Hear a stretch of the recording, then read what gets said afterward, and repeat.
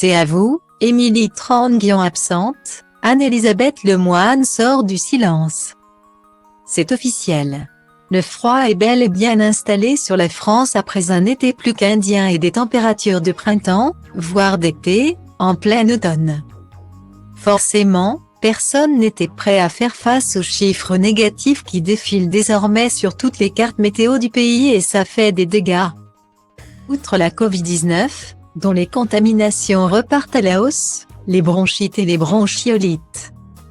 Les petits virus de l'hiver que l'on avait perdu de vue grâce au port du masque des dernières années ont eux aussi fait leur grand retour, et des victimes.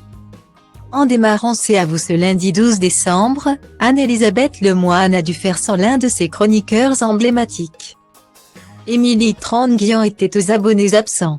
Si la raison précise n'a pas été dévoilée par l'animatrice, elle a néanmoins précisé les raisons qui avaient poussé l'émission à faire sans elle. On est ensemble. En direct, en l'absence d'Émilie Tranguian qui est souffrante. On l'embrasse très fort et on espère la retrouver très bientôt, a-t-elle expliqué face caméra tout en présentant le reste de l'équipe que composent Bertrand Chameroy, Patrick Cohen et Mathieu Béliard. Style Diva place All D à 1 et à 1, 8 300 px, minimum et 250 px, at Media Screen End, minimum 8 990 px, div. À place All D à 1 et à 1, 8 620 px, minimum et 350 px, style. Les animateurs et chroniqueurs ne sont jamais à l'abri d'un petit pépin de santé les empêchant d'assurer les missions qui leur ont été confiées. Il y a quelques semaines, Nikos Aliaga en a fait les frais.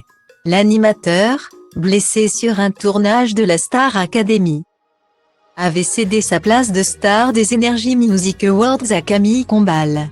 À savoir qu'Anne-Elisabeth Lemoine peut elle aussi contracter un virus l'empêchant d'assurer l'animation de son programme sur France 5.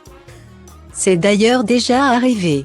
Si Babet, comme elle est surnommée dans le milieu, doit s'absenter pour des raisons de santé ou d'autres obligations professionnelles, elle peut compter sur son joker.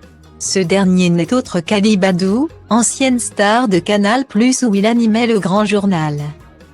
Les téléspectateurs espèrent néanmoins avoir affaire à lui le plus rarement possible.